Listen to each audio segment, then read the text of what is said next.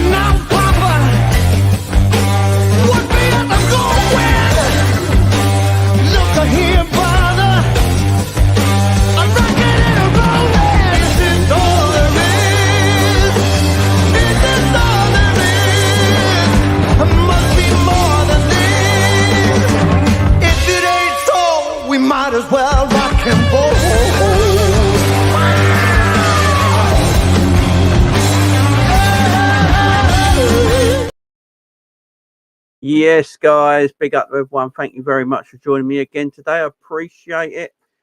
We're going to have to talk about the Merseyside derby, guys. It was not the best game of football in the world. We're going to chat everything about the Merseyside derby, break it down, give our player ratings, talk about certain players. There's certain players I think we need to, have a chat about. And yeah, we move on from there. Excuse me 1 second, because I don't know why this. Sorry, guys. I do apologise. I have to take this off. Because my computer ain't working properly at the moment. So, big up to everyone. Thank you very much for joining me. Yeah, as I said, we're going to talk about the Merseyside derby. We're going to chat about the result, chat about the game. Certain players that I think we need to take a look at and really chat about and have a talk about. What else have we got? Liverpool fans are a bit, I don't know what it is. Liverpool fans are a bit in the doom and gloom. I have no idea why. I'm the happiest Liverpool fan in the world at the moment. I don't get why there is so many Liverpool fans that are so down at the moment. Don't get it. Go chat about it. But yeah, big up to everyone in chat. Hope you're all doing well. Hope everyone's doing good. Right, let's look. What do you want to talk about first? Should we talk about the result? Certain individuals? What does everyone want to talk about first? Because there is a bit coming out of this Merseyside derby. Big up to everyone in the chat. Colin, Captain Sal, Boom Boom in the house. Iber, Frankie, keep it level. Hope you're all doing well. And Sideline Football Show. Hope you do well, my friend. So what does everyone want to talk about? For what should we chat about, guys? What should we chat about? We got the Konate situation. You have to have a chat about Konate. We got the Luis Diaz situation. Now, I've got on record, I don't think Luis Diaz is that great, but I think he can be world class, and I'm going to talk about why in a minute. Klopp's tactics in the Merseyside derby. Did he get them right? Did we get lucky? Alexis McAllister and everyone overreacting to the defensive midfield side of the game. Or do we talk about a certain player in Gravenberch who is, as I keep saying, is going to be pound for pound the best signing we made this season. I think it's 30 million quid for Gravenberch, and he's already paying that back. In fact, let's go with Gravenberch first, yeah? Again, started the Merseyside derby. I mean, that midfield three, guys. If we go back to last year's Merseyside derby to this year's Merseyside derby, the midfield difference is amazing. We had a midfield of McAllister, Szoboszlai and Gravenberch. It is just far and away a better midfield three than we've had in a long, long time.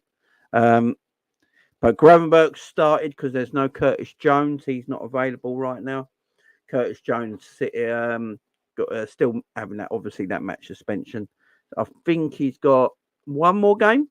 one more game. So he won't. I think he'll miss the Forest game and he'll be back after that. But because Curtis Jones to get his spot back, that is the problem right now. Because Gravenberch, I'll tell you what, man, he's he's looking very good. He's a ball carrier. He's not the creative midfielder of what a McAllister and Szoboszlai might be, but he's more of a ball carrier, and we need that ball carrier in our midfield. He's fantastic on the ball. He always finds a pass. Sometimes he keeps it simple. He's got a nice touch, got a nice flair about him, a nice arrogance about him as well. And he got that standing ovation from the Anfield faithful when he came off yesterday on Saturday as well. So yeah, Gravenberch, guys, is going to be a massive signing for us. I guarantee it right now. I predicted it. He is going to be the signing of our season, without a shadow of a doubt. Without a shadow of a doubt. Curtis Jones' suspension might come at the wrong time for him, because if Gravenberch keeps performing like this, I don't know how Curtis Jones gets back in the 11.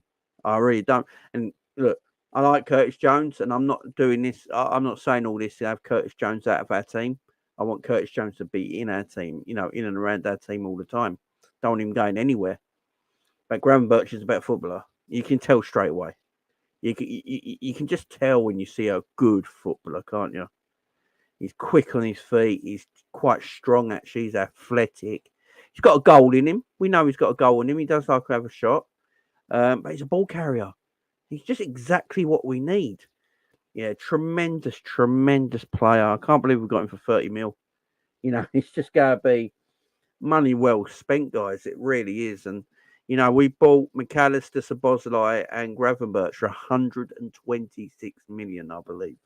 126 million we spent on Gravenberch, McAllister and Szoboszlai. That is a ridiculous bit of business by this football club. And yet again, as I keep saying, when this football club decides to do transfer business and get off their arse and do it, they do some of the best transfer business in the league without a shadow of doubt.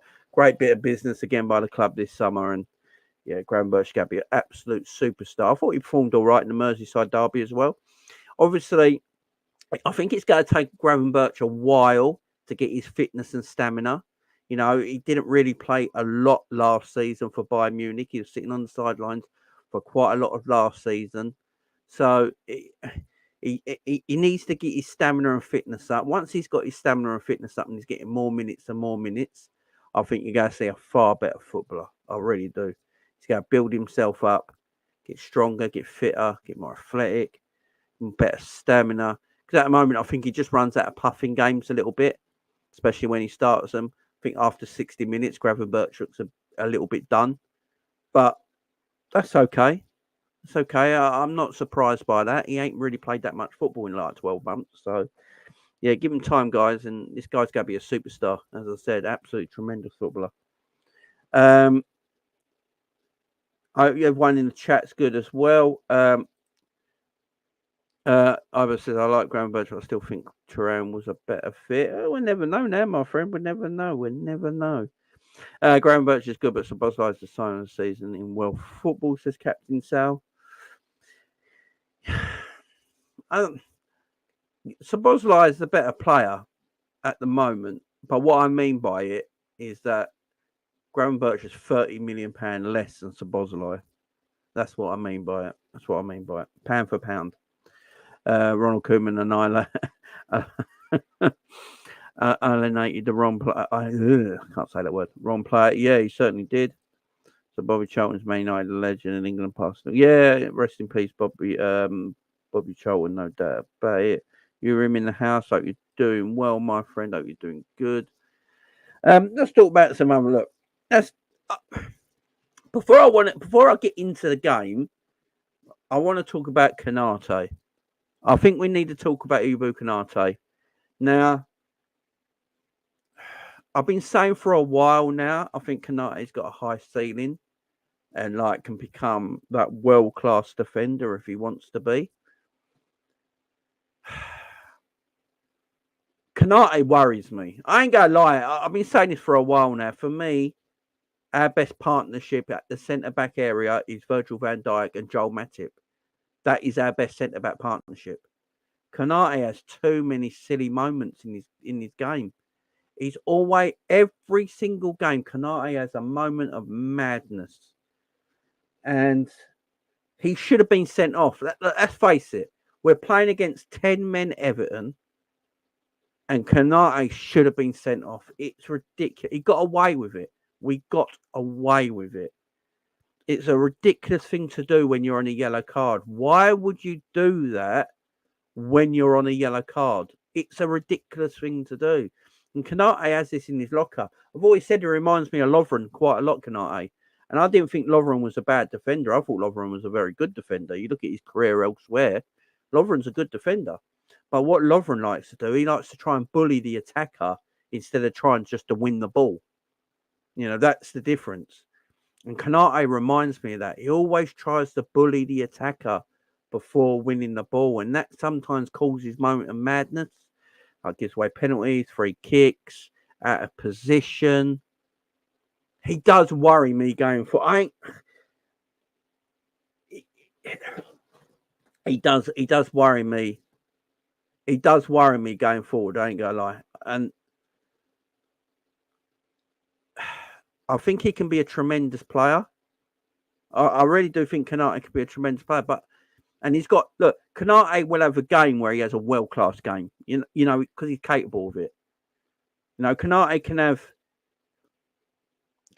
have a world class game and then have a disastrous game the following match. Even last season, Konate I thought was very good last season, but he still had moments of madness in games last season. Quite a few. You know, in quite a few games he had a moment of madness where he was completely out of position, or he gave a penalty away, or gave a free kick away, gets needless bookings. You know, it happens. It happens. You know, we can't sit here and pretend it don't happen. I just feel like Joel Matip, when he's at his best, I still think Joel Matip is a better defender right now than Konate. He just gives me a bit more calm and reassurance at the back. When Matip is off form, Matip can be unreliable as well. You know, when Matip is not in great form himself, and he's not up to fitness, like we saw bits of last season when Matip went up to fitness. You know, that's when Matip makes his mistakes. But for me, Matip's a better all-round centre-back right now. And if Matip and Virgil were at the back, I feel a bit more calm and reassured. Maybe it's just me, but I know some others feel like that as well. But let me know what you feel like in the chat, man. Let me know how you guys feel in the chat. Big up to everyone in the chat just coming in. Stefano in the house. How you doing, my man? Graham Birch looks sensational in just 35 minutes, man. He looks great, my friend. Big up, panel. How you doing, my man? Hope you're doing good. On TalkSport, rival fans are essentially saying because it's Liverpool, the rules need to be changed. Like, because it's a Merseyside derby, Young shouldn't have been sent off. What the F? Yeah, I'm going to get to all these red card decisions, yellow card decisions in a minute. Ron Koeman will be begging for Graham Birch to play for him. We got no one here. How you doing, man? Konate's just a class clown. Oh, I don't know if I go that far. He's a quality player, but he does have a lot of moments. Big up, Aaron. How you doing, man? Iber says Konate is a worry for me. We would have won with 9 men, to be honest. It can get to his head. If he can get his head together, he can be an absolute beast. So strong, quick. Yeah, exactly. This is why I still rate Konate massively. I'm not sitting here dissing Konate, but he does have moments in his game for Liverpool Football Club so far. That is why I think Jurgen Klopp thinks the same. Because Konate has never really hammered down that centre-back position for his own. You know, Virgil has got that centre-back position nailed down. No one's taking Virgil's spot, yeah? And rightly so. By the way, Virgil van Dijk has been amazing this season. It needs to be said, but no one's talking about it. Don't know why. But Konate's never really nailed down that centre-back position as his own. If Joel Matip is fit and available, Klopp always looks at Joel Matip, I feel, as his number one partner for Virgil van Dijk. Still. That's why I believe that's why Matip's still here. That is why, for me, Joel Matip's still here. And what I like about Joel Matip as well, he's fighting to play. I see Joel Matip and to hear Joel Matip talk. He wants to play for Liverpool. He's fighting for his spot, and I love that. And part of me, when it comes to the end of the season, Joel Matip's got. I'd give Joel Matip a new deal. I really would.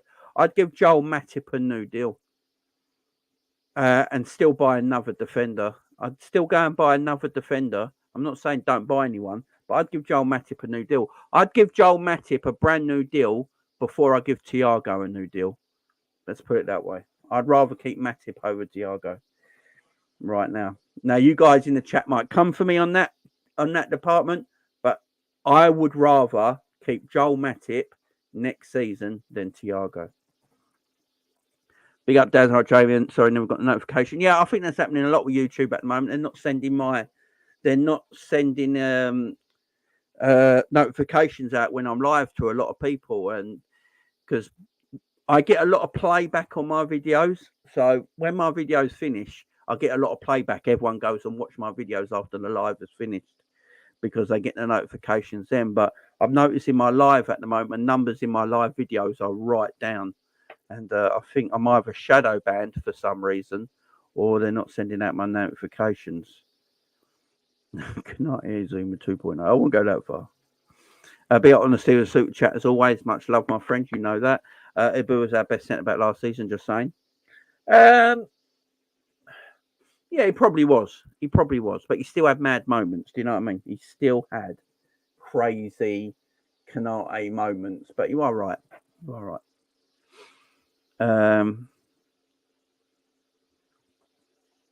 Who else is saying things here?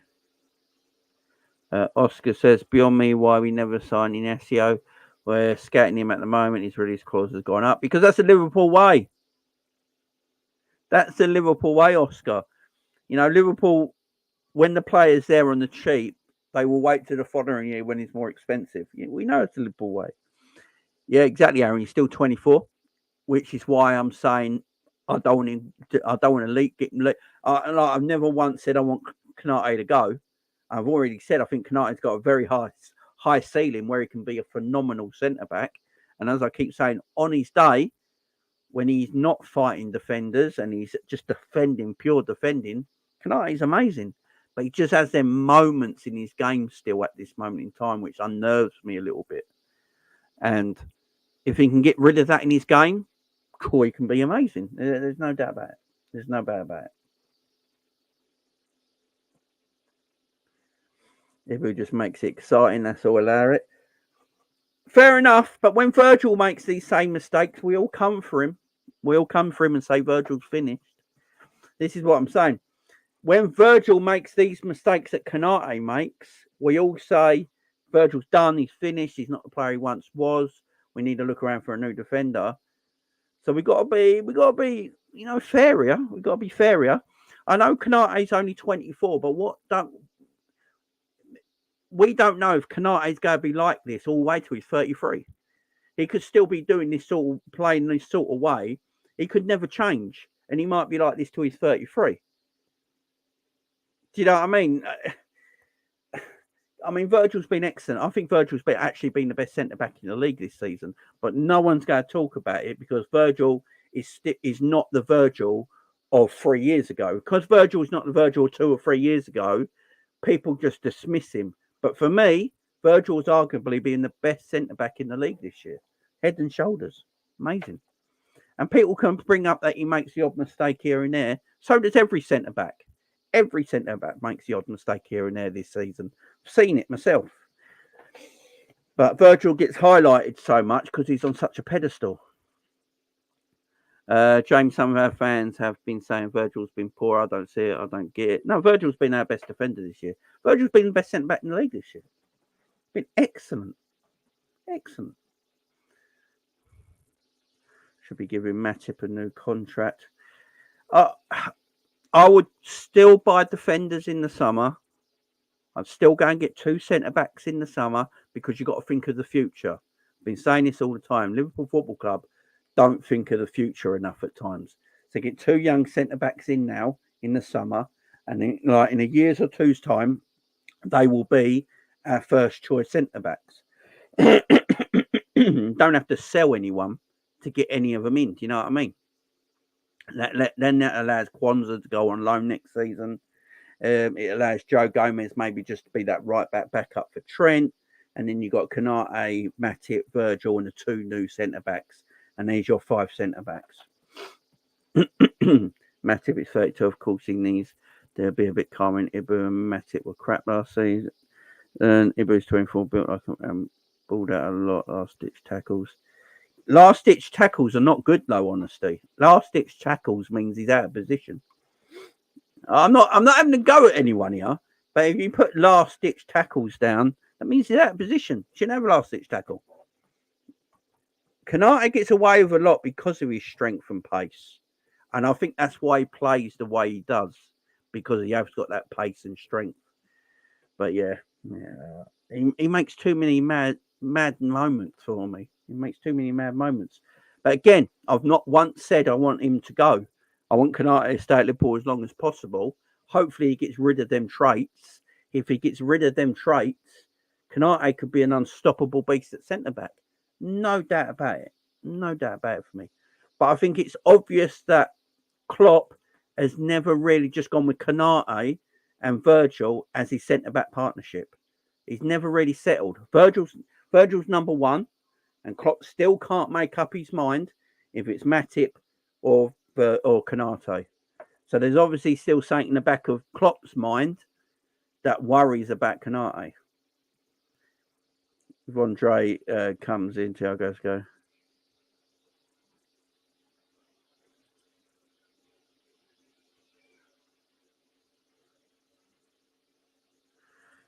No, I ain't giving Matip a new deal because of he has a stinker this season.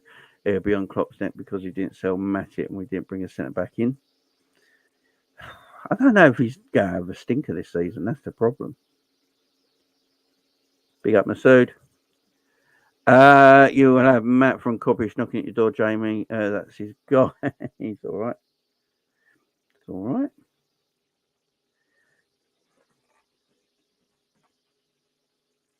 Yeah, very true. Big up, Daz. If we give Thiago a new contract, then I'm booking Klopp in for a medical. Yeah, same. Yeah, don't forget to like, guys.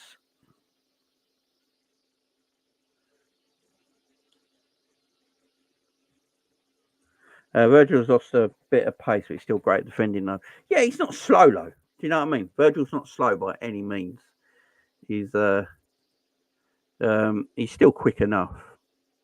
He's still quick enough. But as I keep saying, I'd keep Matip, I'd keep Konate, I'd keep Virgil, and then I'd go and get 2 new centre backs in the summer. I'd have Gomez as my backup right back to Trent. And I'd also go and get a left back as well. I'd sell Simicast because he's terrible. And I'd go and get a left back in that can challenge Robbo for that number 1 spot. That is what Liverpool should be looking at next season for me. Get the defensive midfielder in January. Then you've done your midfield situation. You've got your forward situation. Forward and midfield situation are done. Then you've got to look at your back line. Go and get a left back in. Sell Simicast. You got, and then that left back can fight Robbo for number 1 spot. Keep Matip, Konate, and Virgil. Get 2 new centre backs in that can compete with them 3. So you got 5 great centre backs there, a bit like what Man City do, and then use Joe Gomez as backup for Trent. Basically, what I would do. We got go. Yeah, that's what I just said. Big up to you, man.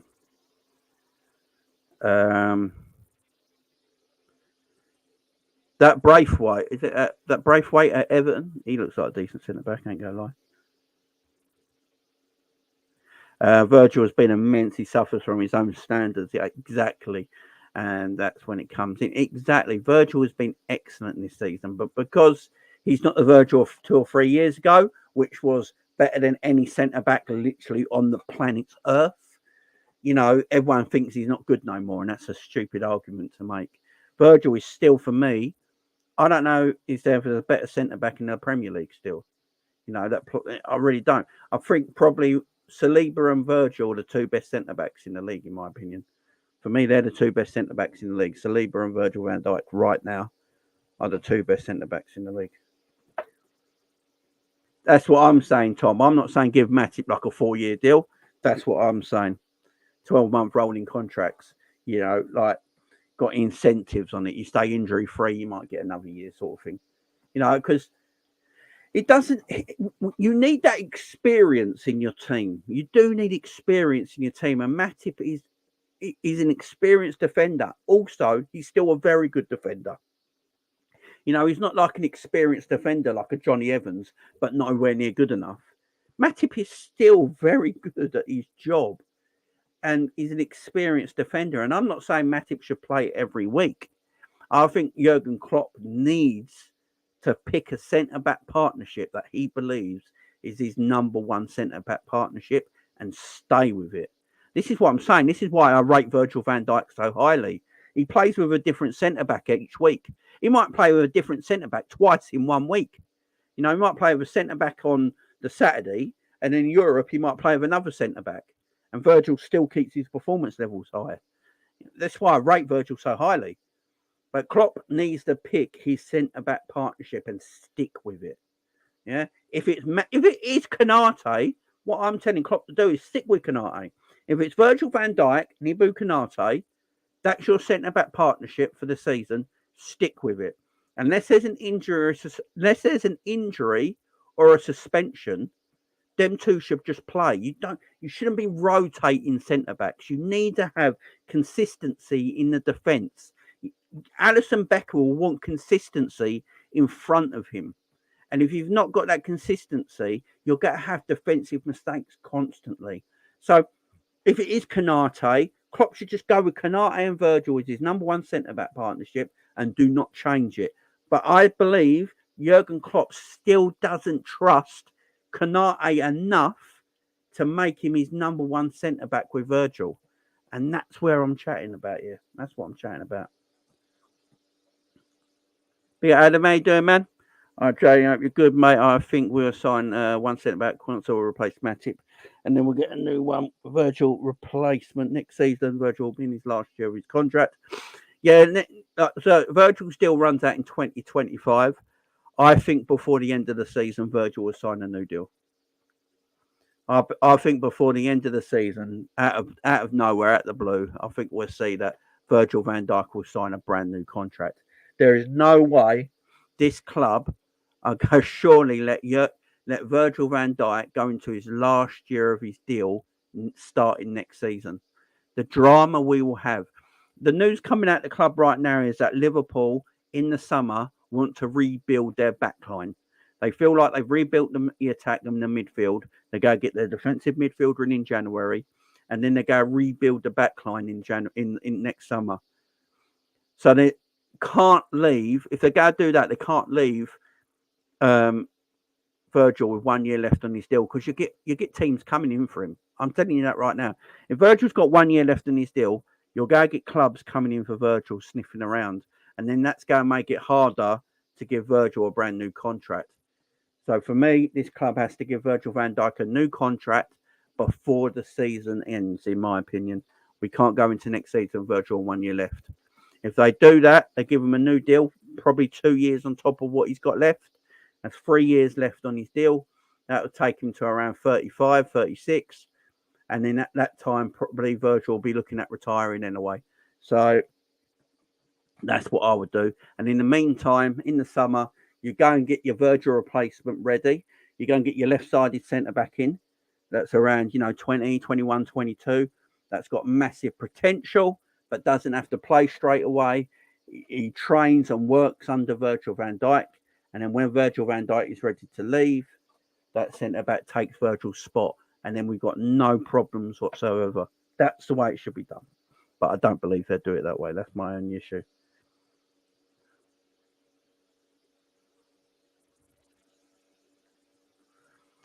Virgil has excellent positional sense, reads the game very well, and so he very rarely needs to make last-ditch challenges. Yeah, exactly. Closes the space. Yeah, the good does outweigh the bad, but I do agree. That's why I'm not saying let him go. Do you know what I mean? There's just things in his game that worry me. That's all. Ibu needs to stop going in for the challenges when he don't need to. He needs to remain calm. Exactly. At times, and Ibu is my guy, but he ain't perfect.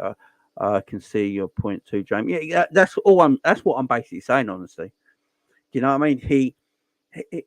He dives into too many tackles sometimes when he can't win the ball, and he ends up fouling, giving Steve, or he gets beaten and then he's out of position, and that costs us. You know, that sort of thing. If he cuts that out of his game, that's what I'm saying. Ibu, that's why I'm not saying I don't want Ibu to go anywhere.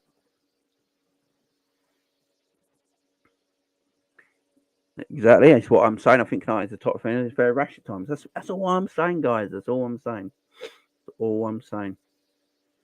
It's great to see VV turn to form, but I agree that he needs to be the long term planning. Yeah, definitely. You need long term planning. Of course, you need long term. If you don't get that long term planning in, you are going to be in trouble.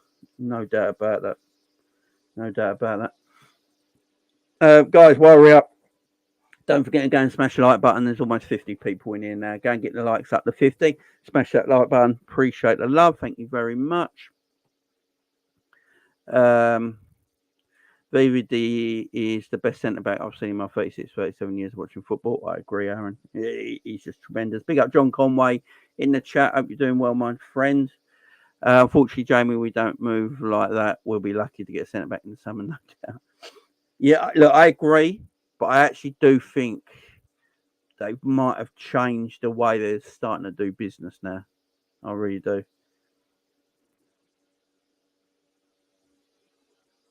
Yeah, exactly. See, Saliba, who I think is an excellent centre back, makes mistakes as well. You know, but he's a tremendous. Every defender makes mistakes.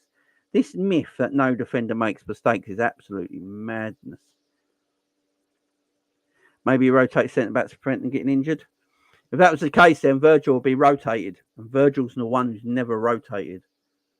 That's the only issue there. If he was rotating players to stop them getting injured, then Virgil would be rotated, and he's the one who plays, man. He's the one who plays. Yeah, big up everyone in the chat. He will sign a new contract. Klopp loves the guy. I think even more than his kids at times. I think Klopp signs a new contract as well. To be honest. Yeah, big up Adam. Yeah, 1 year extension. Yeah, that's what I'm not asking. I'm not asking. Yeah, Matip to get a 4 year deal or anything like that. No. Big up sideline football in the house. Big up. Was he in the house? How you doing, man? Hope you're doing well. The winter transfer window is going to be very important to all clubs, and we really need a left centre back or a left back along with a DM. Yeah, I'm gonna. All good, my friend. All good. Stay forever. See, big up, Trudon. How you doing, man?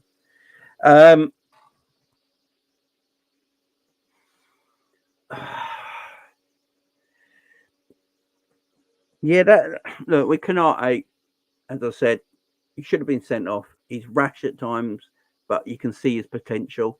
So you got to believe in his potential. You have to believe in Konate's potential. There's no doubt about it. But Matip just gives me a confidence. When Matip came on for Konate on Saturday, I took a sigh of relief, and then we looked far more composed at the back as soon as Matip came on. Far more composed at the back. So I took a massive sigh of relief when Klopp made that substitution. I've never seen Klopp make a substitution so quick in my life. As soon as he saw Konate never got a yellow card and a red for that foul, he was like, right, he is off. That is the quickest I've ever seen Klopp make a sub in my life. He was like, right, get on now, Joel. You know, Joel, you're getting on, man. Ibu, get off. You know, it was good bit of man. It was good bit of coaching and managing by Klopp. I have to give him credit for it. He saw that it was right. You know, and Klopp after the game in his interview after, he even admitted that if we were lucky that Ibu didn't go off. So big up Jurgen Klopp, because a lot of fans are out there digging at Klopp saying, "Oh, well, I bet he won't agree and all that." But no, Klopp said it in his interview. He believed the ref got it wrong, and Konate should have got sent off. So no one can really come at my manager because he admitted it. Dante, big up to you, my friend. Hope you're doing well. The way we're looking and we're getting even better. Klopp will sign a new deal. He wants to leave on a high with a Prem. Remember, left buying on a whimper. Yeah, exactly. This man's not leaving. I'm telling everyone right now, Jurgen Klopp is there for even longer. It won't surprise me if we got a Virgil van Dijk, a Trent Alexander-Arnold, a Mo Salah, and a Jurgen Klopp transfer extension before the season finished. Because you've got to remember, Trent's deal runs out in 2025, Salah's deal runs out in 2025, and Konate's deal runs out. Konate. Who was I saying? Virgil van Dijk, Trent, and Salah. Their deals all run out in 2025. Jurgen's runs out in 2026. They're all signed new deals. I believe they're all signed new deals. I really do. Matic barely had time to get his tracksuit off. I know he was still like pulling his leg out, weren't he, and stuff like that. And Konate's coming over. Klopp weren't hanging about. Yeah, game management from Jurgen was excellent. Sometimes something I criticise Jurgen Klopp about is in-game management at times, but I'll give him his credit against Everton. His in-game management was fantastic. He made substitutes at the right time. The way that he brought defenders off for attackers and seeing that, Everton were no threat. It was good in-game management by Jurgen Klopp. I've got to give him his credit. Let's talk about Luis Diaz. Now, I watched a lot of Liverpool channels player ratings yesterday and on Saturday and the last couple of days over the weekend. And Luis Diaz came in for very high praise. And some Liverpool content creators were giving him man of the match and 8s out of 10s and 9s out of 10s and that. Now, if you watch my watch along, you will know that I don't think Luis Diaz played that well. Now, people go come for me here. People go come for me because they always come for me because they don't like it when I talk facts. But people will say Luis Diaz got Ashley Young sent off. Good. Luis Diaz is a winger who's 25 years of age, who's quick and athletic, should be getting Ashley Young, who's 39 years of age, playing out of position at right back, who's already on a yellow card, sent off.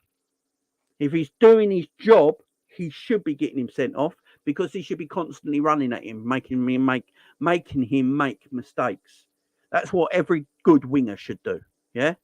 So yeah, well done. Clap.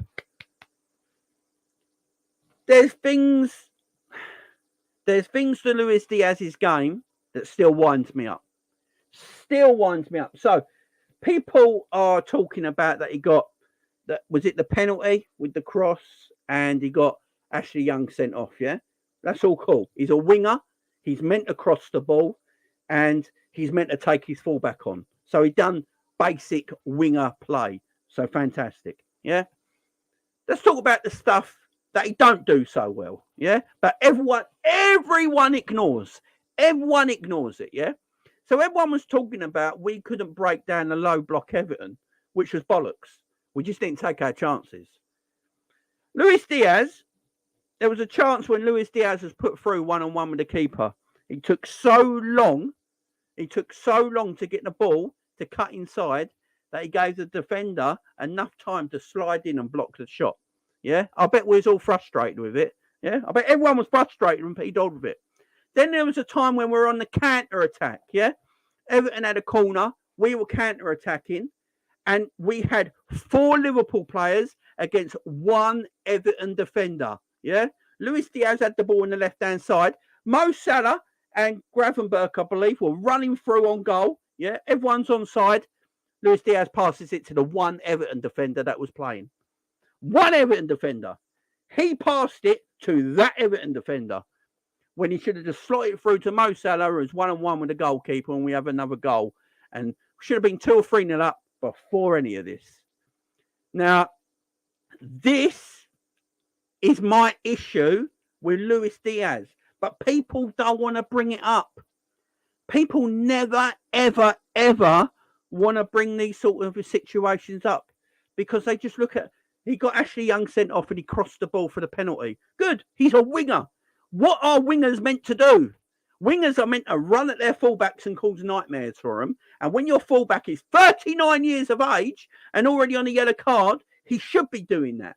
And then he crossed the ball. Good. He's a winger. That is what I should be seeing him do. So great. Well done. But the things in game that he's not doing, like a simple pass to Mo Salah when we're one-on-one on a counter-attack with one Everton defender back and he passes to that Everton defender, everyone watching that game, I bet, was pulling their hair out and swearing. Yeah? I bet everyone in here right now, watching this video right now, was watching the game, pulling their hair out and going, fuck's sake, Luis Diaz, it's a simple pass. Yeah? But no one will admit it because you're not allowed to. And then when he's put one-on-one through the goalkeeper, he takes forever to cut inside and have his shot. Even the commentators said it. He took so long. That is my issue with Luis Diaz. That's my issue with Luis Diaz. And when Jota does this, by the way, when Jota does this, the whole Liverpool fan base comes on top of Jota. When Jota does it, the whole Liverpool fan base comes on top of him, yeah? Oh, how can he not find that pass? He's one-on-one with the goalkeeper. He's not putting like he waited so long the defender got back at him and slid in and blocked the shot. No, if Jota's doing that, the whole Liverpool fan base comes on. For some reason, you're not allowed to criticise Luis Diaz, and I don't get it. I don't get it. I've never understood it. And I don't think he's a bad player. As I said on Coppish with my super chat on Coppish on Saturday afternoon, if no one saw it, I sent in a super chat and said, my grievance, the reason I have a go at Diaz so highly is because I believe Diaz can be world class. I've said this time and time again till I'm blue in the face. I believe Luis Diaz has the potential to be world class. Yeah, he just has done. He has all the. He has the pace, he has the trickery, he has the athleticism, he can score goals, he can pass. He has all the stuff in his locker to be a world-class left winger. But he isn't right now. And the reason he's not right now, because the little things in his game let him down. They let him down. He doesn't score enough goals. And he's got the ability to score more goals than he does. Yeah? He doesn't assist enough. And he has the ability to assist more goals. He does. He has that ability. And this is my problem with Luis Diaz right now. Also, you can look at it that Diaz had a massive knee injury. That knee injury was really bad that Luis Diaz had. And I think psychologically, in Diaz's head, he doesn't want to twist and turn and take defenders on like he used to, because you got to twist your knee, turn your knee in weird positions. And if you do that, you don't know how strong your knee is. So I'll give him a bit of benefit of the doubt there. I do. I'll give him a bit of benefit of the doubt there. But when we signed him, I thought, here we go. We got the potential to have a world-class left winger. World-class left winger. And I say this about, I don't say it's just about Luis Diaz. I say this about a lot of wingers. I've said this time and time again. If you're a left winger, if you're a winger in attacking football in 2023, because wingers are attacking footballers. Can we stop with this bollocks that wingers are not forwards? We play in 2023 where it's attacking football. Wingers are forwards, yeah? And if your winger has got 5 assists and 1 goal all season, he's not a world-class winger. Just stop the narrative. Stop the narrative. He's not a world-class winger. Nowhere near.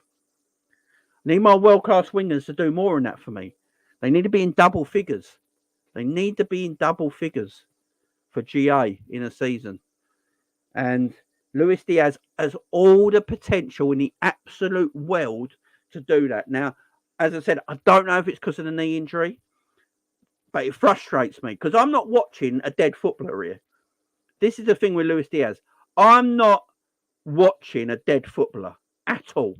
I'm watching a quality footballer. And that's why my opinion of Luis Diaz is so high. That's why I criticise Luis Diaz so highly, because he is quality. You know, if he weren't quality, I wouldn't care about Luis Diaz.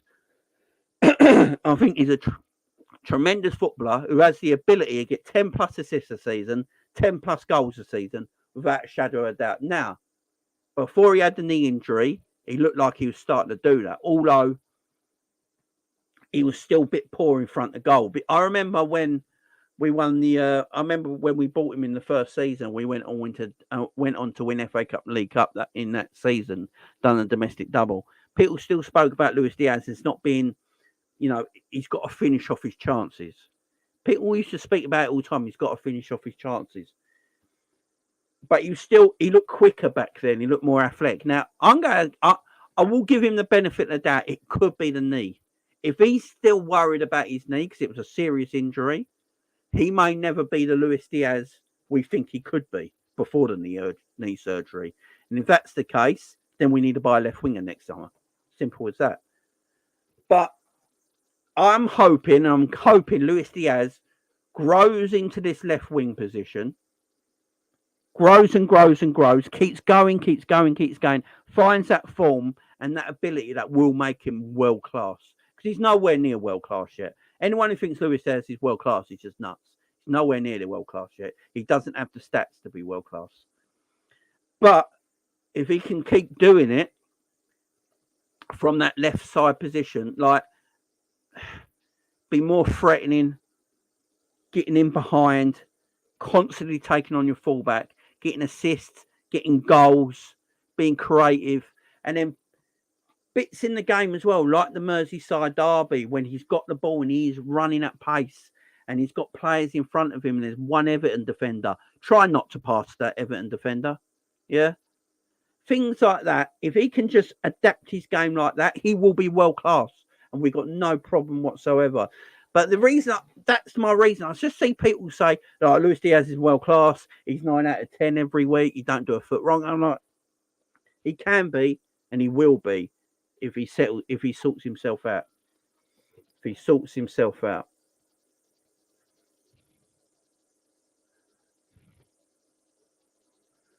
Part of me thinks he might be actually better through the middle. I've been saying this for a while now. I look at what Luis Diaz does and I think, will you actually be better through the middle than a wide player now? Because you've got all the talent in the world.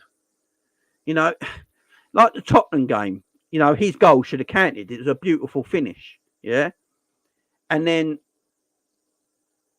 he had a beautiful chance as well when Mo Salah passed it to him and he put it wide and he should have scored. Diaz is that sort of player at the moment. He's like 60% quality and then 40%. If he just put that rest to his game, he'd be unstoppable. He really will. I think that's what a lot of people thought we were buying when we saw him from Porto, was that unstoppable beast. But I think, and I'm going to say it again before people in the chat come for me, I believe Luis Diaz can be world class. I do. I just need to see more from him. That's why I critique him so highly, guys. I'm not getting on Luis Diaz's back. I'm not hating Luis Diaz. I critique him highly because I believe he can be world class. That's why I do it.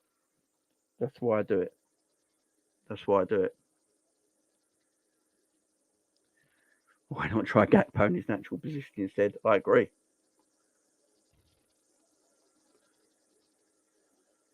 $10 goals and 10 assists would be good in the league for Diaz. Yeah, exactly. Needs to improve his goal scoring. And the reason I'm critical as well is because he's a forward. Wingers are forwards. This ain't the 90s no more, where you play 4-4-2 and you got wingers like Beckham and Giggs. They were more classed as midfielders. Yeah. David Beckham weren't a right winger, he's a right midfielder. Ryan Giggs weren't a left winger, he's a left midfielder. They played 4-4-2. But we play 4-3-3. A lot of teams play with wingers that are forwards in attacking football. Yeah, they're there to contribute to a forward game. So they're there to contribute in assists and goals and creativity. Yeah.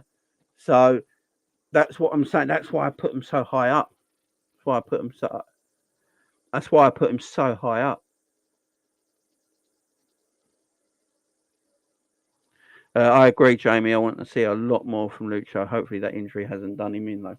That's what I'm saying. I think everyone understands what I'm saying in chat. Give me a thumbs up in the chat if you understand what I'm actually saying about Luis Diaz. Give me a thumbs up in the chat because I just need to know if you guys understand what I'm saying. I believe he can be world class, but he needs to add more to his game just to get to that level. And there is bits of his game we can criticise that people, for me, just gloss over. Like I watched a lot of Liverpool content creators yesterday, over the weekend, talking about Luis Diaz, and they gloss over the big parts in the game. Because a lot of people were talking on their channels the other day and going, like, we can't break down a Everton team. I'm like, we broke them down plenty of times. Did you see how many one-on-ones we had? How many counter-attacks we had? But the final ball was terrible. Luis Diaz was two of them. And we'd have been 2 or 3-0 up. Final ball's terrible. And it weren't just Luis Diaz, by the way. Szoboszlai's final ball was terrible yesterday, on Saturday. Trent's final ball weren't great on Saturday either. It weren't just Luis Diaz. So we did break Everton down a few times. You know, we could have been, if the final ball was better against Everton on Saturday, we'd have been 3-0 up before half time. That's what's frustrating. So people just gloss over all this stuff. They just gloss over it. Yes, Luis Diaz had a good game. I'm not saying he was shit. I'm not saying he was terrible on Saturday. But the stuff he did, I expect my winger to do. I expect my winner to cross balls into the box in dangerous situations and get what he got, an handball and a penalty, insisted for the penalty. I expect that from my winger. I expect my winger to attack constantly a 39-year-old right back who's not a right back. I expect that and try and get him sent off. In my watch along, what did I say in my watch along? Right, all Luis Diaz has got to do now is get the ball and continuously keep running at Ashley Young. Because he's 39 years of old age. He's not even a right back playing right back. So just get the ball and continuously keep running at him. You will get him sent off. And that's what happened. And he did that bit good. But I expect a player of Luis Diaz's quality to do that in a way. What I expect more is the bits in the game that everyone forgets about and glosses over and pretends never happened. You know, they're the bits I expect Luis Diaz to do better in. But maybe I'm the only one who brings this up because maybe everyone else just don't want to have agendas. As I say, I don't have agendas to anything. Everyone knows me. When I do my channel, I have no agenda to anything. I don't have an agenda to FSG. I don't have an agenda to Klopp. I just see what I see and I say what I see. So when I see something happening, I bring it up on my channel. And I can't believe other people don't. But it's up to them. If they want to gloss over it and pretend it never happened, gloss over it all you want. Yeah? Gloss over it all you want, man.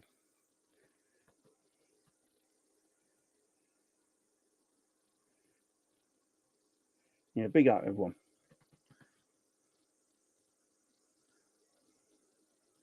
And obviously, I'm going to get people that are not listening to me right now. I'm going to get people that are probably coming in the comments after this video. If you do want to comment, make sure you comment below the video after this video is finished. I like reading your comments. But someone's going to comment after this video and go, oh, Diaz was quality. What are you on about? Did you not see what he did? And I was like, did you listen to my video? So I'm always going to get people like that. Diaz, next Sunday when we play Nottingham Forest, on Sunday when we play Nottingham Forest, he might get 2 goals and an assist. And people come with, what are you going to say about Luis Diaz now? I'm going to say good. Because if you listen to my video last week, that's what I want Luis Diaz to do because I know he's capable of it. Because he's got world-class ability. That's why I criticise him so highly. So keep doing that. Good. Yeah, good. Yeah, please listen. Big up, Gary. Big up, Leo. I hate Spurs don't win tonight. I'm getting fed up with them already. Yeah, Spurs got. Let's see how Spurs go. They've got no Basuma. They're playing Fulham. Gregy was not great, but not so bad. His passing counters attacks are not great. Exactly. Big up Sideline Football Show. And this is what I'm trying to say. People glossed over all that. Every time I've watched a review and match review on Liverpool content, they've glossed over these points. And as I keep saying, I'm going to say it one more time. I expect a player of Luis Diaz's quality to get someone like Ashley Young sent off because he's 39 years of age and he's not even a right back playing right back. I expect Luis Diaz to do that. I said it in my watch along. Then the cross for the handball. I expect Luis Diaz to cause that kinds of problems for opposition defenders because he has got that kind of quality. So I expect that. That's why I'm not just looking at them things because I expect that from a player of that quality. What I expect as well is his counter passing. When we got counter attacks, his passing needs to be sharper. When he's sometimes put through one-on-one, his finishing has to be sharper. I'm not going to gloss over that and pretend it never happened in the game. It's as simple as that. And I like Diaz. I keep saying it. I'm not going to keep saying it. I think he's got world-class potential, and I believe he can get there. Is Diaz being coached to play that way as he was more direct in Portugal? I think he was a bit more direct for Liverpool before the knee surgery, and that's also what I'm giving him, that benefit of doubt because of the knee surgery as well. Comes to Liverpool games not televised because it's Liverpool Forest, but I'll be watching it and the watch along here, so make sure you're joining. Yeah, same, Aaron. Just needs to cool down in certain situations. This is what I keep saying, man.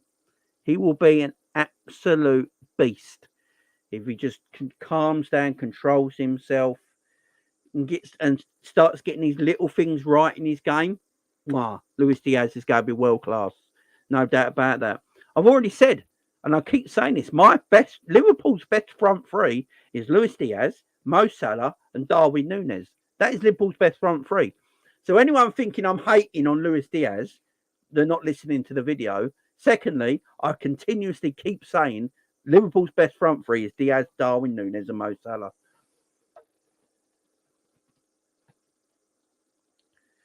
Be up, Frank E. Just a final product at the minute, hopefully in time. Exactly.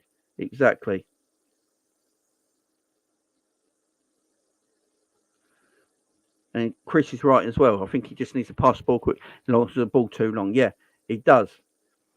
And that is what I'm talking about. So I'm glad you guys in the chat. I'm really, really happy that you guys in the chat understand what I'm saying about Luis Diaz, because I'm not very good at sometimes getting my words across that I want to say. I get a bit mixed up with my words sometimes. But I'm actually happy that you guys in the chat are actually understanding what I'm talking about Luis Diaz. That we all know he's a phenomenal footballer who's going to do amazing things, but he's got parts of his game that are frustrating, like holding on to the ball too long, not passing the ball quick enough, not being alert quick enough, using his brain quick enough to do a certain thing, And he is young still, and, he will get better as he gets older, but too many people act like Luis Diaz, shit don't stink, and he's an amazing footballer, and you can't say anything against him ever. That's the thing that annoys me. No player in our team's perfect. No player in our team's perfect. It's criticism of all our players. Let's get to another player. Let's get to another player right now who was absolutely crap on Saturday. In fact, he was our worst striker on Saturday, but he get 2 goals. Mo Salah. Mo Salah was diabolical. I've never seen Mo Salah perform so badly in my life. But the man gets 2 goals. He's so clinical. He's so clear. I can't get angry at. How can we get angry at Mo Salah? It's so frustrating because you see the performance Mo Salah put in on Saturday. He was terrible. For me, he was our worst forward at the 3. I thought he was absolutely terrible. But my God, is he clutch. That's why Mo Salah never gets subbed. That is why I go angry when Klopp takes Mo Salah off in games when he ain't performing. Like, sometimes Klopp, for 70 minutes, Salah might have a terrible game, and Klopp takes him off. And I'm always like that. What have you taken him off for? Because as he proved against Everton, he can be absolute dog poo, but then still win the game. And that's the difference. That is what a world-class player is. That's the difference in between Mo Salah and Luis Diaz right now.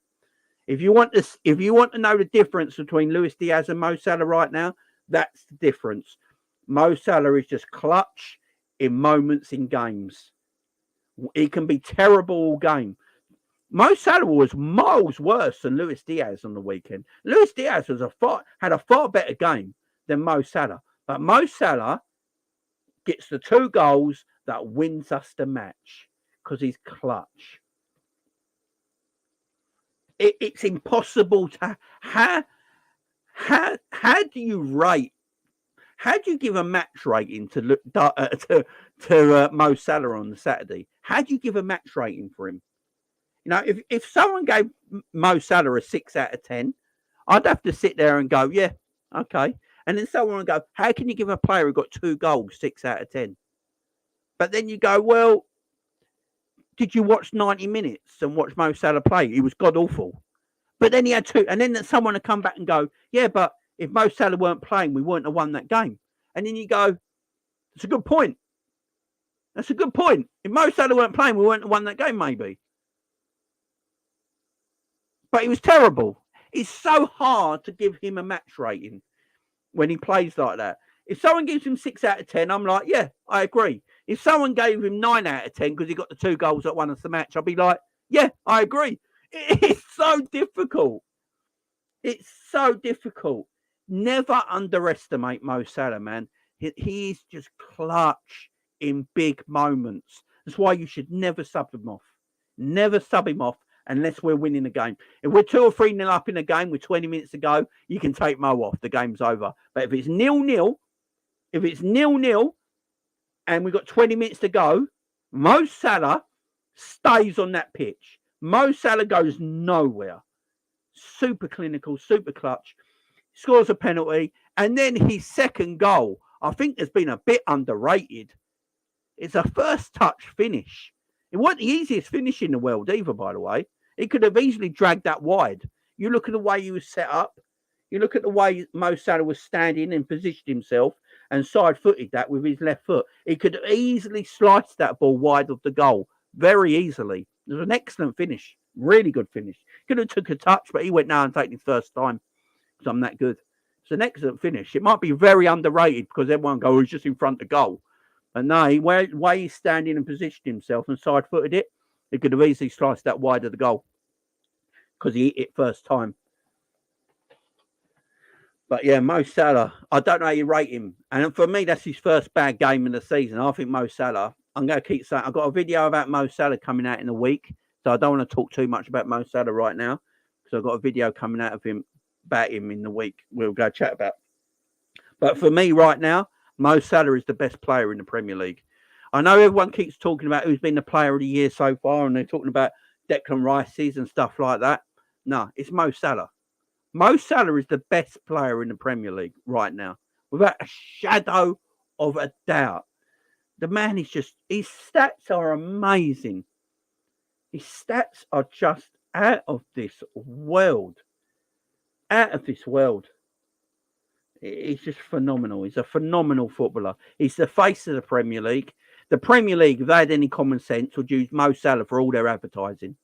If the Premier League had any sense whatsoever, which they don't, but if they had any sense whatsoever, they would use the Mo Salah's face, use him everywhere for advertising, everything about Mo Salah, because he's the face. I think Cal said it the other day. He might actually be the face of football.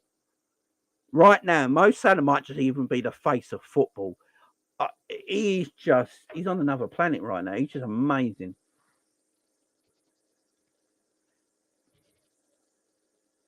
Salah seems to play better once Núñez and Harvey came on.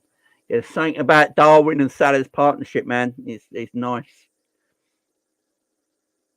I would swap their Diaz for Kevin any day. I'm not sure, you know. I ain't think he only got 1 goal in 6 months. You know, I don't know. I don't know about that. Yeah, especially in games when we need a goal. Yeah, he's a poacher. He's everything, man. He's a complete footballer. Mo Salah is the complete footballer now as an attacker. Since Mo Salah's game has got better the older he gets. You know, when people started getting their 30s, sometimes players start to go that way with their career, yeah? Yeah. But Mo Salah looks like he's getting to his peak and he's actually going that way. He looks like he's getting better as a footballer. You know, he's complete. He can pass the ball. He can assist. I think he's on.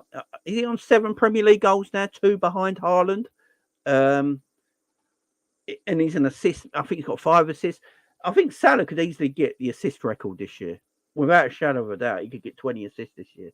He's just phenomenal, man. Just all-round best player in the league. I know for a fact the reason he was emotionally off due to the slandering he's getting from Egypt due to political reasons. He's a professional player and he should know how to shut that off, says Sideline Football Show. Never underestimate Mo, innit? Yeah, exactly. I actually think Salah's overall game's been very good this season, part of the weekend. I agree. Drone says, but Jamie has been since he got here. Yeah, Mo Salah's just quality. He still, for me, doesn't get the praise he should get. He's just out of this world. Panov says, yeah, Mo should have come off when we are ahead by 2 goals. You can always rely on Mo to have a chance or 2 if we needed. Yeah, exactly. And look, it's not saying anything bad against Darwin's and Diaz's and Jota's and Gakpo of this world, yeah? It's not saying they can't do it and we're a one-man team or anything. It's just that Mo's special. Mo's just special. There's players in your team that are just special, yeah? Mo Salah is special. He's a special player. And we're not insulting the Jotas and that of this world and saying they can't do it. I bet if you ask Jota, Darwin and Gakpo and Luis Diaz, who's the special player in this team, they're all going to say it's Mo Salah. Mo Salah has to play. He's just special. So yeah, Mo Salah's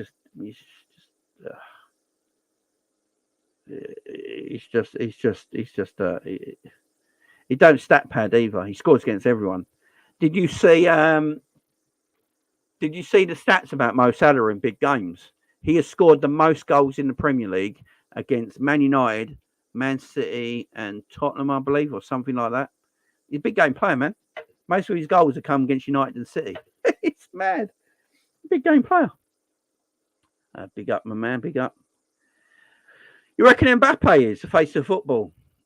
Who do you reckon sells more merchandise in world football, Mbappe or Mo Salah?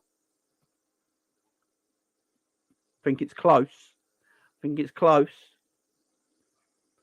I mean, I reckon it's pretty close between the two, Trudon, between Mbappe and Mo Salah. I think if you look at them, they're probably...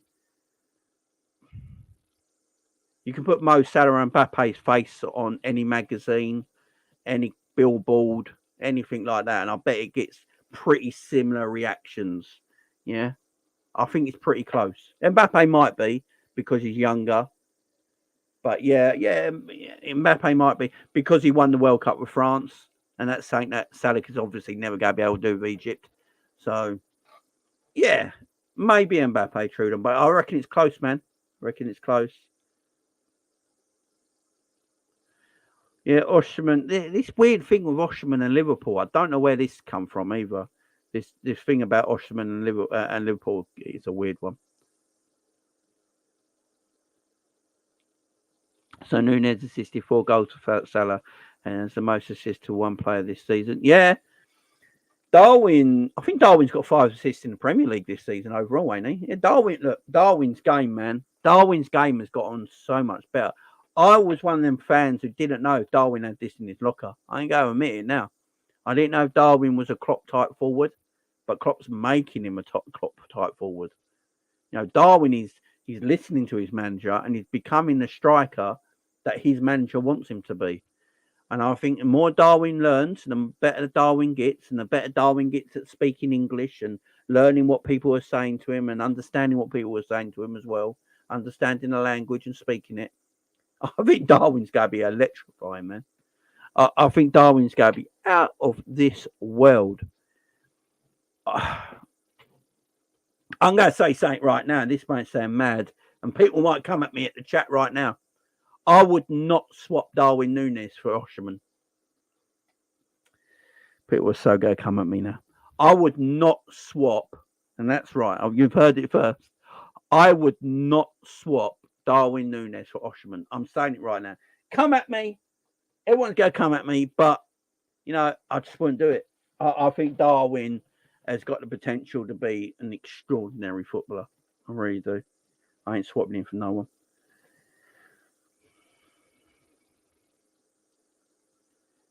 I agree.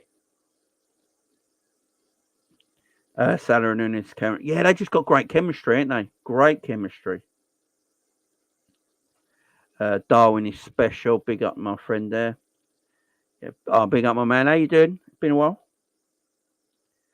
Yeah, especially in the Middle East. Yeah, you ain't touching Salah in the Middle East. No, I don't think anyone's touching Mo Salah in the Middle East. No chance. Messi's still up there. Yeah, but Messi and Ronaldo are coming to the end now, ain't they? Mo gets a lot of disrespect from our rivals. If you play for the Manx or anyone else, for that matter, he would be spoke about as a Premier League great. Yeah. Oh, look, I've got a Mo Salah video coming out later in the week, guys. Make sure you watch that video later in the week. But I go as far as I think Mo Salah at the end of his career. If Mo Salah stays at Liverpool till he's 34, 35, there's a massive chance of Mo Salah being Liverpool's greatest ever player, in my opinion. He could easily go down as Liverpool's greatest ever player. Now, we talk about Kenny Dalglish and Steven Gerrard. I think Mo Salah just beat Kenny Dalglish's record, didn't he? So, we could be talking. It depends how much he wins. So, Mo Salah stays with us till he's for the next 2 to 3 years, and we win more trophies, and he's still doing what he's doing now with his GA, goals and assists. There's an argument to be made that Mo Salah could be Liverpool's greatest ever player. People go, nah, it's Kenny and Gerrard all day, every day. But I think, why can't we have that debate? If Mo keeps doing what he's doing and he stays at Liverpool till he's for the next 2 to 3 years and he keeps doing what he's doing and we win more, the argument's there to be made. Jamie, you reckon Klopp will stick Gomez at left back? Yep. I think he saw enough from the Merseyside derby. I think Klopp saw enough. Simicast ain't good enough. And 12 to 13 weeks without Robbo. Klopp's already said that Simicast ain't going to play all them games anyway. You play Gomez at left back, and then you make Trent an inverted right back into that midfield area. Then you got 3 centre backs at the back. It might be worth a go. Yeah, I'm with you, Drone. I'm with you, man. Darwin's defo cooking this season, yeah. Is it 4 at the moment, 1 in Prem? Yeah, that's good. Those are forward that don't start every game. Darwin's stats are decent. He's a forward that don't start every game. So, Darwin's most clinical player in the Prem. This is Stanford article yesterday. Big up, Ashley. How you doing, man? Trudon says Oshman is overrated. Big up, Trudon. Nunes is pivotal to our attack. Big up, Mantra. How you doing? Are you doing well?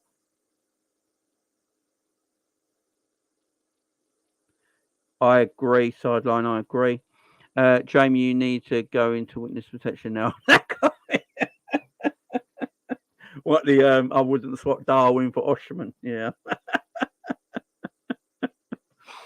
A lot of people agree with me, like. A lot of people agree with me. Ronaldo played till he's 45. Probably true on. He's fit enough. GA per 90. This is Anfield. Darwin 1.58. Kane Wilson 1.35. Mo 1.28. Eden Haaland 1.12. Jesus Christ. Big up Darwin. Yes, if he stays, he will be the greatest in Liverpool history, past Ken Douglas, Stephen G and goals. It's just a trophy thing for Mo. If he can win one more Premier League or one more European Cup before he leaves Liverpool, then I think we can have this argument. Kenny Dalglish might be always being regarded as the greatest because he's on longevity standing at Liverpool Football Club, full stop. As a player, as a manager, as an ambassador, as a lifelong fan. All this sort of thing, I think, will always go in Kenny Dalglish's being number 1. Stevie will probably always be number 2 because of the love of Steven Gerrard. But there's an argument that Mo Salah is Liverpool's greatest ever Premier League player. So if Mo Salah is Liverpool's greatest ever Premier League player, then maybe you have to put him in number 2 ahead of Steven Gerrard in Liverpool's greatest ever players. It's a massive argument and debate to have, and I'm going to have this debate later in the week. I believe that video is on Wednesday. I think that video is on Wednesday. So I'm doing that on Wednesday, I believe, that video. So, yeah, join me for that one because that could be a good debate. Yeah, so Aaron's just basically said what I said there. Big up Aaron.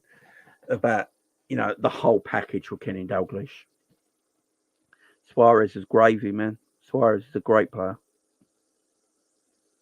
I think that's too far, but I could be top 5. I'll take top 5. I'll take top 5 drone. Simicast is woeful. I thought Simicast was a good game against everyone, to be fair. I don't know. It's saying, I don't know. Big up Captain Sal. I'm not sure, man. I'm not sure. It's worth the go for Gomez, but the problem is the European Cup games. Don't know. I mean, Klopp's taken the Europa League quite strongly sideline, ain't he? At the end of the day, some of the 2 games we played, Klopp seems to be taking the Europa League quite seriously. I actually think it's better players playing more football than they are being rested. This is just my opinion. I don't believe in rotation that much. I think it depends on what sort of football team you are.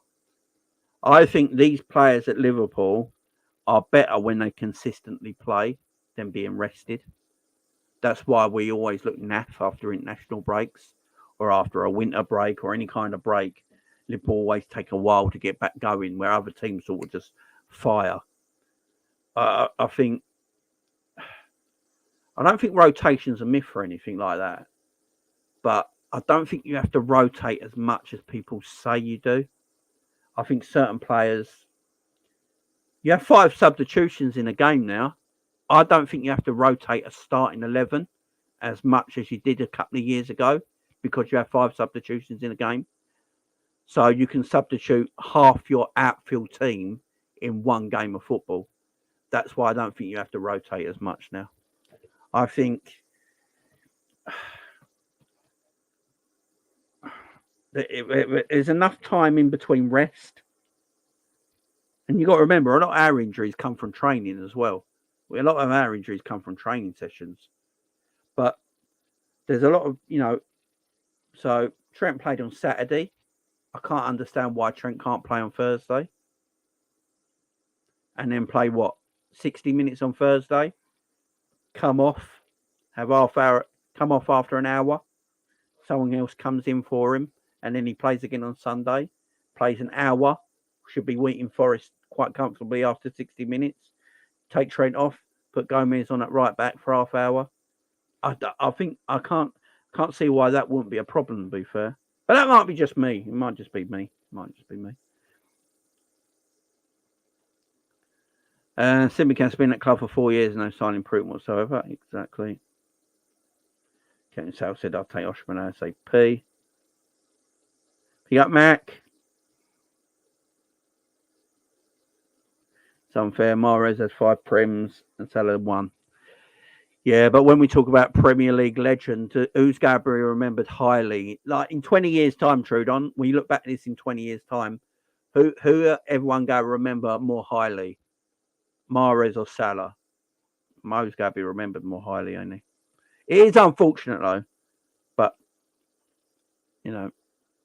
how many of Man City's title wins were legal?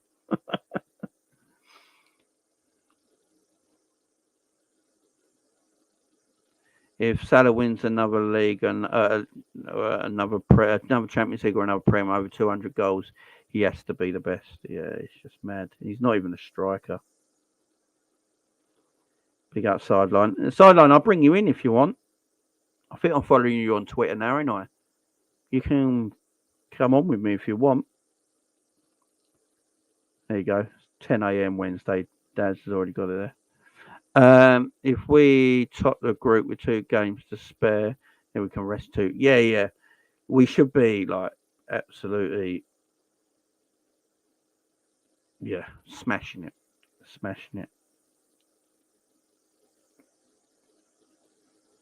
Curtis back now, Chris.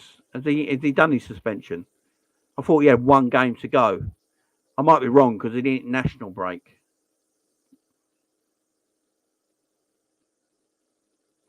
I can make it a little bit later in the day if you want sideline, because it was going to be at 10 in the morning, which is early for you. So if I push it to like, I'll push it to like 2 in the afternoon maybe, and that might be a bit better for you. 5 hours behind. 1, 12, 11, 10. That'll be 9 in the morning for you. Let me know. Let me know, sideline. Let me know. Message me on Twitter, man.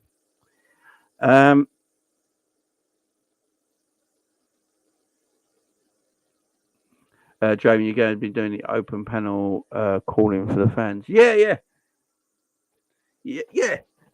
Right. The reason I haven't done calling shows, so here's the reason I haven't done calling shows for a while, guys, because I've got too many idiots phoning in that weren't real people.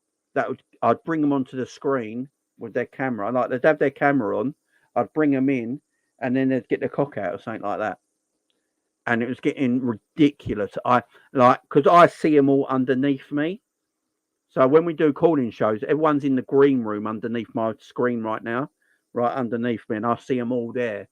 And I see people with some weird names and a bit look real. I'm a bit worried about bringing them on. Don't want to lose my channel. So that's why I haven't done it for a while. I wanted it to rest for a while, go away for a while, and then bring it back. So yeah, I'll bring it back. Don't worry. Oh, sweet. We'll sort that out inside line. I'll send you the link. Yeah, Matt. It weren't just me who had the problem. I think it happened on Coppish as well. I think it happened on Enzi's channel as well. Yeah, it's mental when you have these call shows. That's why I rarely ask, unless I know the person, like they've been on many times. Like say, like Bruno, for instance. Bruno don't put his video on, but everyone knows Bruno, so I can trust Bruno. Don't need to put his video on for me to know. Doesn't need to put his camera on for me to know who he is because I know who Bruno is. But there's some people, they put their camera on now and it's a video of actually somebody else. And then once they come onto the screen, they just pull their wiener out or something like that. It's mad. Absolutely mad.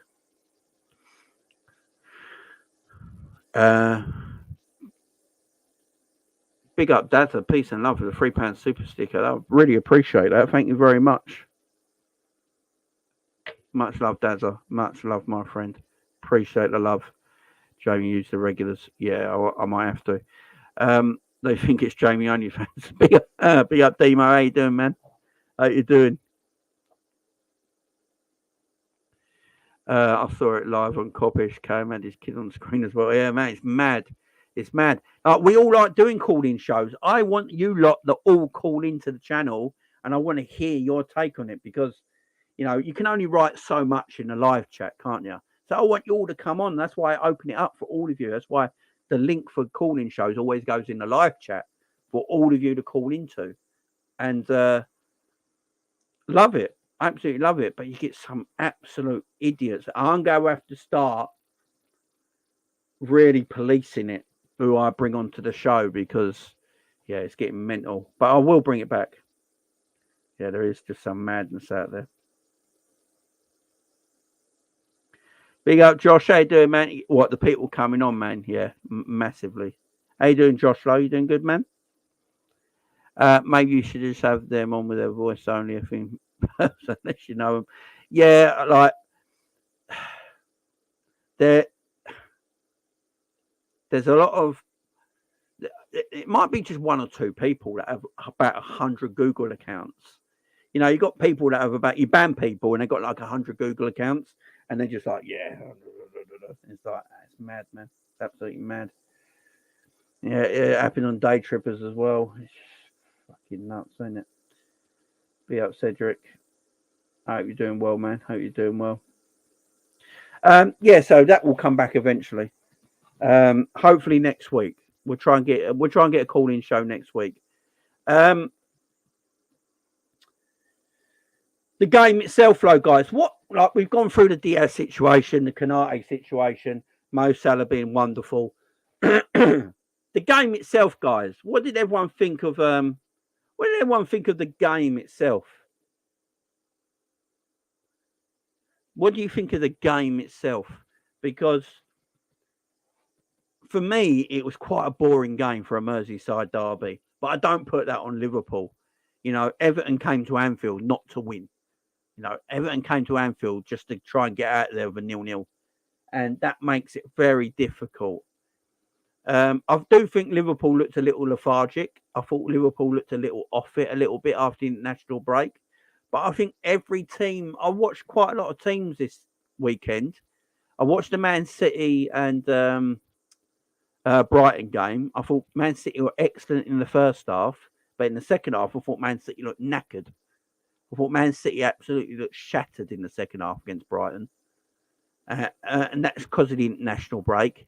The Arsenal-Chelsea game, for Arsenal players, and some of them looked already tired. I think a lot of teams looked affected by the international break. And Liverpool especially having the early kickoff. But look, it wasn't a great game. It was quite flat. The atmosphere was quite flat as well. But we got the win. And at the end of the day, guys, 3 points all that matters. I just want results. I want Liverpool to get back where they were. Performances will get better and better as we go on. The more confident this team gets, I believe the performances will get better. I don't think the performances are that bad at the moment. I see people still signaling out McAllister. I don't think McAllister was that bad on against Everton. I'm going to say it right now. I don't think McAllister was that bad. I see people rating McAllister like 5 out of 10 and stuff like that against Everton. I thought McAllister was all right, you know. I thought McAllister had a decent game. Gave the ball away a few times, but I think everyone did, really. Mo Salah gave the ball away multiple times. You know, everyone gave the ball away. But we're signalling out certain players now because that's the way football is. You have to signal out a certain player. So McAllister's getting all the shit at the moment because we're talking about this number 6 position where is it really that bad? Because it's sort of like third in the Premier League, a point behind the leaders with apparently without a number 6. So, you know what I'm saying? Is it really that bad? But McAllister, I thought he's played all right, man. I thought McAllister played all right. Do I want McAllister playing in that number 6 all season? No. But I don't think he's playing that badly, though. I think it's a bit out of hand, the criticism he's getting right now. I thought he was all right against Everton. I thought at times when the link up between McAllister and Szoboszlai and Gravenberch against Everton, especially in that first half, was absolutely fantastic. It was really, really good. Now, in the second half, I think Everton and Liverpool both died off quite a lot because of international break. And I don't think it was just Liverpool-Everton. I look at all the teams in the Premier League over the weekend. A lot of teams looked affected from the international break. So I'm not too concerned right now. Yes, I want McAllister pushed further forward. I'd like to see Wataru Endo play as a defensive midfielder in a game and let McAllister and Szoboszlai play a little bit further forward and then see what the difference is then. But at the moment, he's playing where he is. We lost one game this season to Tottenham, a game we shouldn't have lost. And if the officiating was far better in that game, we wouldn't have lost that game. So it's not really that bad at the moment, is it? Do you know what I'm saying? It's not really that. It's not really that bad at the moment. It really ain't. Big up K-Mac in the chat. You're doing well, my friend. Hope you're doing well. So yeah, I'm all right with it. I'm all right, McAllister. Szoboszlai, I thought was decent. You can see what Szoboszlai's strengths are, can't you? He's very good at dribbling in small areas. You know, when everyone's tight around him, he's only got a small area to work in. Szoboszlai is extremely good at getting out of that small area and just dinking past two players and making space for himself. He's fantastic at it. He works really well in small areas. I thought Szoboszlai's passing was decent. I thought Gravenberch and McAllister's passing was decent. Yeah, they gave the ball away occasionally, but I thought they did the job. I thought Szoboszlai had some good long shots on him that just went over the bar. For me, Szoboszlai hits the ball too well. I think he hits the ball too well sometimes, and that's why he gets too much power on it, and it goes over the crossbar. But yeah, I thought he looked great again. Thought he looked good. I thought Darwin Núñez looked fantastic when he came on. Has to start games for me. Darwin has to start games. Jurgen, if you're listening, Darwin Núñez has to start games. Just play the man. Yeah, look, it wasn't the greatest performance in the world, but we won. We won. I thought Jota was our best forward in the first half. People might not agree with this, but I thought Jota was busy. I thought Jota was dribbling again. I ain't seen Jota dribble in years. It seems like forever since I saw Jota dribbling, and he was going past 3 and 4 players. He was weaving, he was ducking, he was going past players.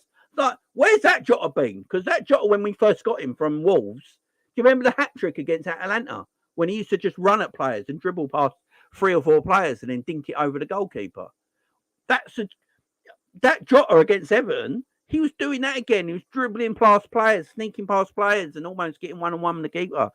Threatening the back four. I thought Jota was all right. I think Jota withered out of the game quite a bit towards the end. Again, that might be international break, but I don't think Jota was terrible. He was doing things I like to see him do, though, because he has the ability. But yeah, it's just a performance that weren't great, but we got 3 points, guys. The start to the season's been pretty decent. And then Harvey Elliott as well. Now, I've been saying this about Harvey Elliott for a while. I don't think Harvey Elliott is as good when he starts a game of football. People in the chat might not agree with this, but I think Harvey Elliott always looks fantastic when he comes on as a substitute with 30 minutes to go, 20 minutes to go, because when he comes on, he has got ability, Harvey Elliott. There's no doubt about that. But what helps Harvey Elliott when he comes on is that the opposition team you're playing, their legs are a little bit tired, they're not pressing as much, and there's a little bit more room in the midfield for Harvey Elliott to do his thing. As I keep saying, when Harvey Elliott starts games, I don't think Harvey Elliott is robust enough and big enough and strong enough in a midfield from the start of the game to the end of the game. But when you see him come on for 20 minutes, 30 minutes, when the opposition team are a bit tired, they're not pressing as much, there's a bit more grass for Harvey Elliott to run into, you see a far better Harvey Elliott. That shot he had was excellent. That keeper saved really well. He had a few jinking runs. He had a few passes. His composure was good. He kept the ball ticking over. And there's nothing wrong with that being Harvey Elliott's job at the moment for Liverpool. There's nothing wrong with it. If that's Harvey Elliott's job at the moment, they come on for 30 minutes, 20 minutes in our midfield when opposition legs are a little bit tired and he can do his work and he looks really good. I don't see a problem with it. I think Harvey struggles more when he starts because of his robust nature. But yeah, I think Harvey is. I think Harvey's got. I've always said he's got potential. Well, the only thing that lets Harvey down is his genetics, and that's something he can't help. He's small in stature, and he's not the most robust player in a midfield, and he's not quick enough to be a forward. If you gave Harvey Elliott Ben Doak's pace, I'd have Harvey Elliott as the backup winger to Mo Salah, because Harvey Elliott's got technical ability, but he hasn't got that robustness enough for me in midfield, and he hasn't got that pace to be a forward. So that's why I think Harvey, with his technical ability, is excellent to come on for 30, 20 minutes in games to show off his stuff. And if that's Harvey's position in the team right now, there's nothing wrong with that. It's a good sub. Let's get some of these chats. For me, Szoboszlai is the player I thought Thiago was going to be for us. Big up, Aaron. Massive fact. 100% massive fact there by Aaron. Exactly. Big up Demo in the house as well. Harvey was brilliant when he came on. Big up Demo. When Elliott and Núñez came on, changed the game, was average game up till then. I agree. When we signed Jota, he was a winger, mate. Exactly. That's why I like him dribbling. Everton, yeah, they certainly are, Gary. Harvey's long range effort was sick. It was. He's got that in locker though. That's what I keep saying. He has got ability. Yes. More than happy at the moment. Being super critical. To be fair, team's doing very well. Big up Mac. Big up Solo in the chat. Go and subscribe to Solo's channel, guys. Go and subscribe to Solo's channel, especially when he covers Liverpool Football Club and he covers Formula One. So if you like all them things, go and subscribe to Solo's channel. Big up to you, my friend. I think Liverpool is moving differently. Our rivals fear us now. Big up to you. Big up Sideline. Hope you're doing well, man. Life that, know what you said, but Harvey is really good coming off the bench, but not a star. Yeah, I agree. That's what I'm saying, Tyler. He's better coming off the bench. There's no doubt about it. But guys, look, we've got Nottingham Forest on Sunday. We've got Toulouse on Thursday. I'm doing a watch along to that, so make sure you're all joining me Thursday night, 8 p.m. for the watch along between Liverpool and Toulouse. And then we've got Nottingham Forest on Sunday. Now, we're at home again. It's another home game against Nottingham Forest. And it's a game Liverpool should be winning, in my opinion. If Liverpool have... I don't think Liverpool are thinking themselves as title challengers at the moment. I think Jurgen Klopp and Liverpool are actually thinking at the moment, we just want to get back into the Champions League. That is what I believe is in Liverpool and Jurgen Klopp and the players' minds maybe at the moment. Right, just get back in the Champions League. But the more we keep winning, the more we stay pace, we have got to be considered title challengers. We do. And I see parts of Arsenal's game. I know Arsenal are undefeated, but I see a lot of their games at the moment. And I think you can get at Arsenal. I think you can get at Man City. I don't think anyone's perfect. I don't think anyone in this Premier League has got a perfect squad. I don't think anyone in this Premier League has got a perfect team. And I think you can get at City. I think you can get at Arsenal. I think you can get at Liverpool. I think you can get at Spurs. I think you can get at Villa. You know, these are the teams this year in the Premier League that are going to be fighting for me. And Liverpool just got to keep going. Let no one talk about us. Just keep winning our games, plodding along. And let's see where we go. I've said it already. If we finish third in the Premier League this year and win the Europa League, I'm well happy with that season, considering what happened last year. But then next year, when Gravenberch has had 12 months, when Szoboszlai has had 12 months, when Gravenberch has had 12 months, you know, and you got a new DM in January, hopefully, and you got Curtis Jones, Harvey Elliott, and Stefan Bajcetic and Thiago's around when they're fit and healthy, yeah? Next season, I expect Liverpool to challenge and nothing but challenge. You know, finishing third in the Premier League won't be good enough next year for me. We need a challenge next year. But this year, finish third, win Europa League, proper happy. But we just got to keep going. Big up Toto, Hammer in the house as well, guys. Go and subscribe to his channel. Big Formula One driver. I think he's doing not Formula One, but he does Formula E. Toto, let everyone know in the chat what you do, man. But he's trying to get his. I saw a video of his the other day. He's trying to make a racing driver of himself. He's got a big future. Go and check him out, guys. Go and subscribe to his channel. Give him some love. Good stuff over there. Him and Solo do a lot together. So go and check him out.